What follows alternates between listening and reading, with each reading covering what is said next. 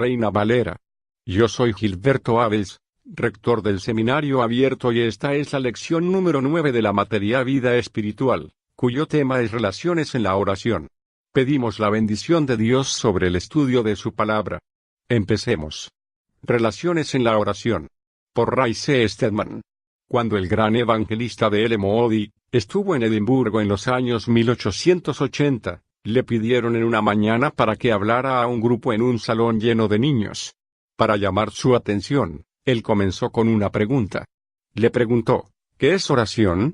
De hecho, él no esperaba una contestación, él iba a contestar la pregunta él mismo, y para su asombro, se levantaron manos por todo el salón. Él llamó a un joven para que le diera la respuesta, y el joven se levantó y dijo a gran voz: oración es una ofrenda de nuestros deseos hacia Dios por las cosas que están de acuerdo a su voluntad, en el nombre de Cristo, confesando nuestros pecados y reconociendo en agradecimiento sus misericordias. Gracias, mi niño, que naciste en Escocia. Eso fue 100 años atrás. Me pregunto, ¿cuántos adultos podrían dar una definición de oración como esa hoy?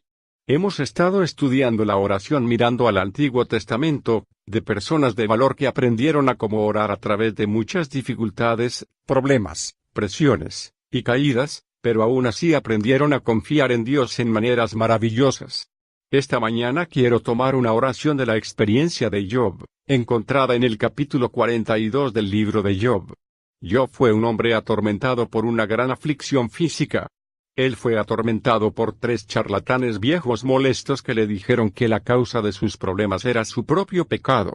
Como resultado, él estuvo en gran angustia. Este libro está lleno de oraciones de Job, pero lo que se hace notar es que Job es el único que ora. No hay oraciones registradas de parte de sus amigos, quienes no sintieron la necesidad de la oración en sus propias vidas.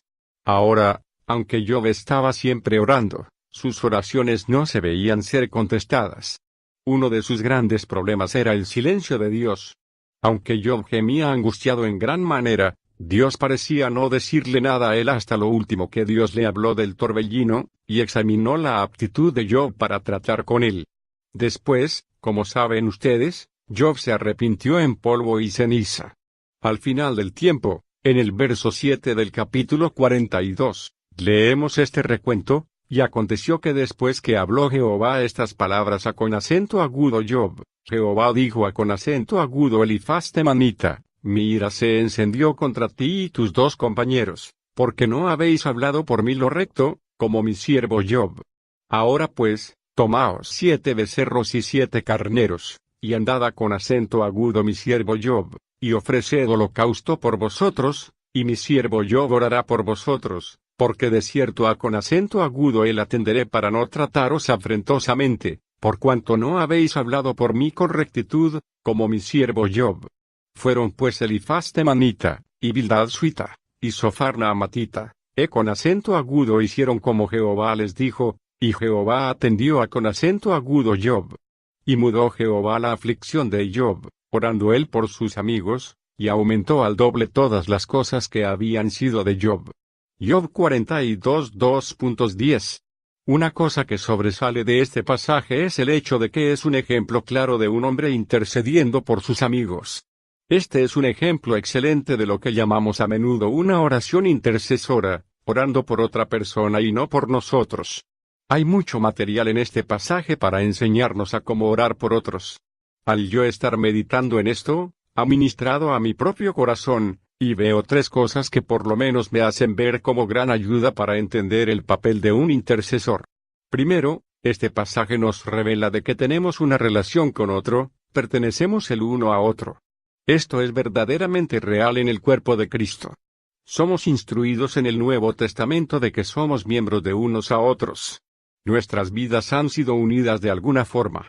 Porque compartimos la vida en Cristo, somos miembros de la misma familia. Estamos compenetrados los unos a otros.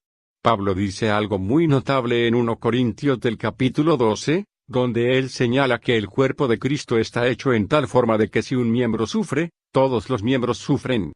Cuando leemos versos como esos se puede decir uno a sí mismo, como yo me he dicho a mí mismo, ¿cómo puede ser eso? Yo ni siquiera sé acerca de los sufrimientos de millones de miembros del cuerpo de Cristo. ¿Cómo puede afectar el sufrimiento de otro a mí?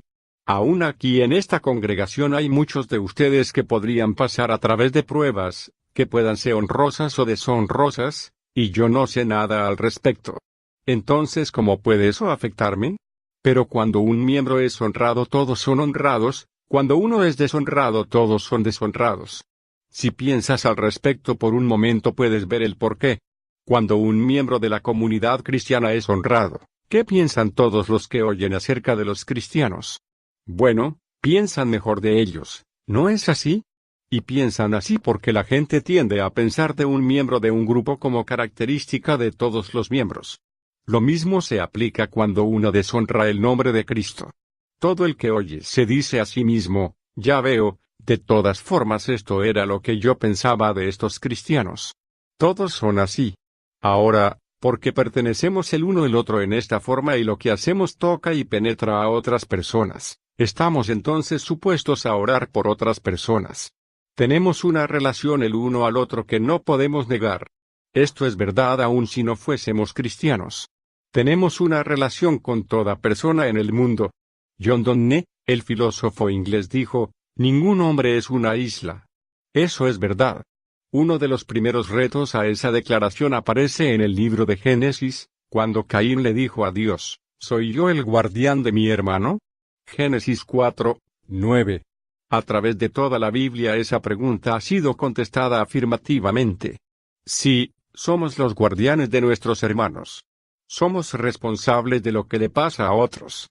Porque somos miembros de una raza, no tenemos el derecho de aislarnos desconectados sin importarnos por lo que otros están pasando.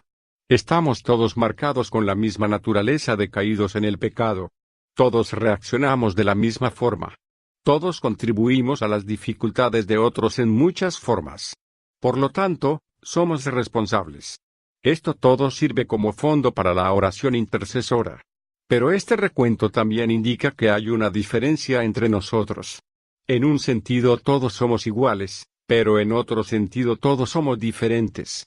Noten que Dios envió particularmente a los amigos de Job a él para que él orara por ellos y no al revés.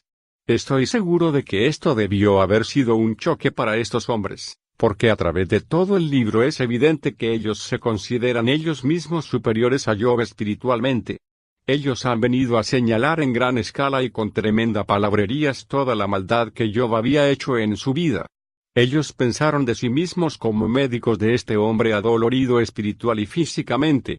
Pero Dios no piensa de ellos en esa forma. En sus ojos Job ha alcanzado un nivel de conocimiento y entendimiento, y por lo tanto autoridad, que ellos no habían alcanzado. Cuando el tiempo llega para corregirles, Dios envía a los tres hombres para que Job orara por ellos. Esto refleja la verdad que enseña el Nuevo Testamento que, en el cuerpo de Cristo, hay niveles de conocimiento y crecimiento, y experiencia y autoridad. Primera de Juan dice: yo les escribo, hijitos míos, porque ustedes conocen al Padre. Yo les escribo a ustedes jóvenes, porque han superado el enemigo. Yo les escribo a ustedes padres, porque le conocen a él desde el comienzo. Primera Juan 2:12-14. Hay niveles de crecimiento y de espiritualidad verdadera que son reconocidas en las Escrituras. Algunos son bebés, apenas comenzando su vida cristiana; otros han crecido al nivel de jóvenes que están capacitados para batallar con el enemigo y superar los asaltos y batallas de la vida; y después hay padres que han estado en el camino por mucho tiempo. Su edad y experiencia le han enseñado muchas lecciones profundas y penetrantes que el hombre joven no ha aprendido todavía. Dios reconoce estas diferencias. También nosotros debemos de reconocerlas y aprender el uno del otro, de acuerdo al estado que Dios nos ha puesto en esta área. Ahora, reconozco que esto tiene poco que ver con la edad cronológica. Un hombre o mujer anciano puede ser un bebé en Cristo. Por otro lugar, uno puede ser joven en años y ser un padre, un gigante espiritual. Yo estaba en Fresno la semana pasada, en el seminario de esa ciudad, hablando a cerca de 200 pastores de toda la región oeste del país y de Canadá. Llevé conmigo a un joven llamado Kenneth Lee, que está asociado con el ministerio de la prisión en Vacaville. Él fue enviado a prisión hace 6 años más o menos por asesinato, y se convirtió al cristianismo al faltarle 4 años para completar su sentencia. En el ministerio de la prisión que es llevado allí, bajo la dirección de algunos de los hombres que hemos conocido allí, él comenzó a crecer en su conocimiento de las Escrituras y su caminar con el Señor. En 4 años de estudiar las Escrituras, a veces 4 o 5 horas al día, él ha crecido a un nivel espiritual que es evidente en todo aquel que le conoce. Yo le dije a los jóvenes que están en el seminario en Fresno, yo les recomiendo grandemente que todos ustedes pasen 1 año en la prisión. Una experiencia así ayuda a madurar a un nivel que no es siempre posible a aquellos que son educados solamente. Así que hay niveles de conocimiento, hay niveles de autoridad. Todos somos iguales como hijos e hijas de Dios en relación del uno al otro, pero no todos son iguales en conocimiento y gracia. Dios escoge a Job, por lo tanto, para orar por estos hombres. Después este ministerio de intercesión indica el privilegio que tenemos de compartir nuestra fuerza espiritual con aquellos que están atravesando pruebas. A veces tú eres el que estás fuerte y otros están débiles. Tú puedes orar por aquellos que están luchando, que están bajo gran presión, confundidos, quizás, engañados por el pecado que no pueden ni ver aún sus propios problemas. Aquellos que son espirituales, dice Pablo en el libro de Gálatas, deben de restaurar a aquellos en espíritu de humildad, considerándose a ellos mismos no sea que también ellos sean tentados. Gal 6:2.1. En otro tiempo tú puedes ser el que está débil, deprimido, o descorazonado, y uno que tal vez fue débil pero ahora es más fuerte que tú puede orar por ti. En mi propia vida ha habido veces que he estado bajo tremenda presión, quizás bajo depresiones de espíritu y al punto de desear aún terminar de ser cristiano. Y algunos han orado por mí. Eso me ha estabilizado, fortalecido, levantado y capacitado para cumplir con demandas que de otra forma no podía. El apóstol Pablo dice que él estaba consciente de que muchos estaban orando por él y obtenía la libertad de la prisión a veces como resultado de sus oraciones. En otras ocasiones he tenido el privilegio de orar por algunos que estaban sufriendo, pasando por tentaciones seductivas por la cual llamaban a su destrucción propia. Y Dios por su gracia le libró y le ayudó en ese momento de problema. Ahora, hay veces que uno no puede hacer que la gente pare de estar metiéndose en problemas. Jesús oró por Pedro cuando él sabía que pronto lo iba a negar. Pedro, de todas formas le negó. Pero Jesús dijo que él había orado porque cuando Pedro le negó que su fe no decayera, y Pedro fue sostenido en ese momento. Cuando todo terminó, nuestro Señor le restauró en esa escena preciosa en el mar de Galilea, cuando le preguntó, ¿Pedro me amas? Juan 31 2.15-19. Por lo tanto, intercesión tiene esa cualidad maravillosa de dejar que compartamos nuestros momentos de fortaleza con aquellos que están en momentos de debilidad, que podamos ser sostenidos en nuestros períodos de debilidad por aquellos que tienen fortaleza espiritual. Pero hay más que simplemente intercesión aquí. Si miras a este recuento cuidadosamente, verás en el verso 10 algo registrado del efecto que tuvo también en Job, y mudó Jehová la aflicción de Job, orando él por sus amigos, y aumentó al doble todas las cosas que habían sido de Job. Job 42:10. En el libro de Job se nos ha dado evidencia clara de cuando los problemas físicos de él comenzaron. Como nos dicen los primeros capítulos después de haber sido destruida la casa de Job y sus riquezas y sus hijos ser muertos, Satanás obtuvo permiso de Dios para afligirle con un asedio terrible de ansiedad de pies a cabeza. Una serie de dolores terribles, el calor supurando que lo transformaron y lo hicieron verse en una forma terrible. Esto de seguro que afectó su autoestima y él se hizo pedazos.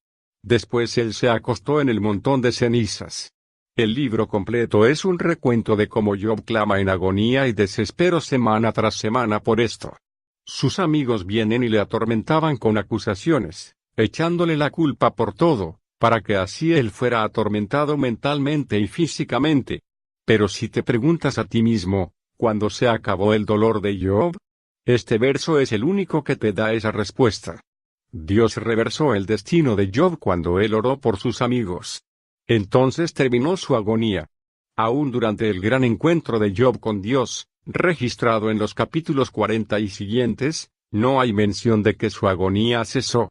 Él fue cuestionado por Dios en todas sus preguntas, pero aún sintiendo el dolor horrible en su cuerpo.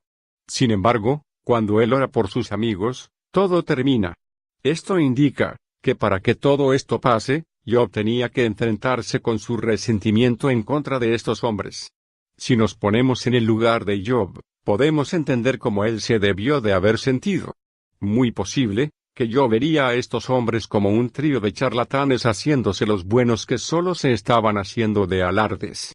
En lo peor, Job los miraría como un grupo de calumniadores que estaban por destruir su reputación porque le acusaron de algo que él nunca hizo, de actitudes que no tuvo, de acciones que nunca soñó haber hecho. Ellos decían que estas fueron las razones de todos sus problemas. Lo agredieron, lo insultaron, lo trataron con atrocidad.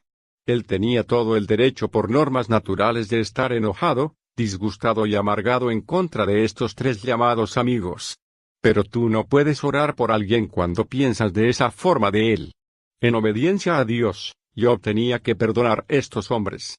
Él tenía que dejar a un lado la amargura, el resentimiento y el coraje que él pudo haber sentido y enfrentarse a ellos como pecadores igual que él. Eso es lo hermoso de este pasaje, porque en el momento que Job hizo eso empezó su sanación propia. El coraje y el resentimiento siempre nos afectan. El tener rencor en contra de alguien nos destruye. Jesús dijo esto en varias de sus parábolas e historias en el Nuevo Testamento. Él implicó claramente que si no perdonamos a otros, estamos sujetos a un tormento terrible interno que no cesará hasta que no estemos dispuestos a perdonar. Pablo le dice a los efesios de que debemos ser tiernos de corazón, perdonándonos unos a otros como Dios por causa de Cristo nos perdonó a nosotros. 4:32. En la oración del Padre Nuestro, Jesús nos enseñó que debíamos perdonar. Perdónanos nuestros pecados como así nosotros también perdonamos a nuestros deudores. Mateo 6:12 y 6:14. En toda la Escritura se encuentra este reconocimiento que la sanidad no puede ocurrir en nuestra vida hasta que perdonemos a aquellos que nos han ofendido, herido o hecho daño. Todo esto fue hecho más fácil para Jacob debido a un segundo factor, y es que estos hombres fueron instruidos por Dios para que tomaran 7 toros y 7 carneros y los ofrecieran como sacrificio por ellos mismos. Ese es el lenguaje simbólico del Antiguo Testamento que nos dice lo que corría en sus propios pensamientos y corazones cuando hicieran esto. En el libro de Levíticos, en las descripciones de las ofrendas de Israel, encontramos que cada uno de estos animales tiene un significado peculiar. Primero, estos eran animales masculinos, toros y carneros. Los animales masculinos eran tratados diferente a los femeninos en las ofrendas del Antiguo Testamento. Los masculinos siempre indican liderazgo, así que hay indicación que estos hombres eran líderes espirituales en el pueblo. Pero como líderes, ellos habían hecho algo malo, por lo tanto tenían que ofrecer sacrificios. Una muerte tenía que ocurrir, tenían que morir a aquello que habían hecho, cualquier cosa que fuere. Además, los toros eran siempre el retrato de fuerza en el Antiguo Testamento, pero los carneros eran el retrato de la pasión. Aún en el mundo antiguo de Grecia, estos animales tenían este significado. Lo que estos hombres estaban diciendo con esta ofrenda la cual Dios les ordenaba a ellos a traer, era que como líderes reconocidos, habían mal usado sus fuerzas en un ataque ingrato en contra de Job. Con pasión excesiva, con coraje sin ser justificado, ellos le atacaron y le insultaron. Ellos tenían que confesar que por la muerte de estos animales como sus sustitutos, hablaba de su propio juicio de estas cosas malas. Ahora estoy seguro de que le ayudó a Job a orar por ellos porque significaba que ellos se habían arrepentido. Pero hay otro factor que también ayudó a Job, y ese fue el hecho de que él mismo se había arrepentido delante de Dios. En este gran encuentro con Dios él aprendió algo de él mismo que nunca había visto antes. Aunque, al principio del libro, él es reconocido por Dios como un hombre justo, pero aún había un espíritu de justificación propia en su corazón que él no estaba al tanto. Tomó todo el dolor, toda la angustia, y todas las semanas de tormento para traerle al lugar donde finalmente vio lo que era él realmente delante de Dios. Él no vio eso al principio. A través de todo el libro él discute con Dios, casi al punto de echarle la culpa a Dios por todo. Él no lo dice así en esa forma, pero al final cuando Dios se le aparece y comienza a cuestionarlo acerca de su capacidad de manejar los problemas profundos y complicados de la vida, la serie de preguntas más asombrosas en toda la Biblia, Job al final se encara con él mismo con estas palabras en el capítulo 42, verso 5. De oídas te había oído, mas ahora mis ojos te ven.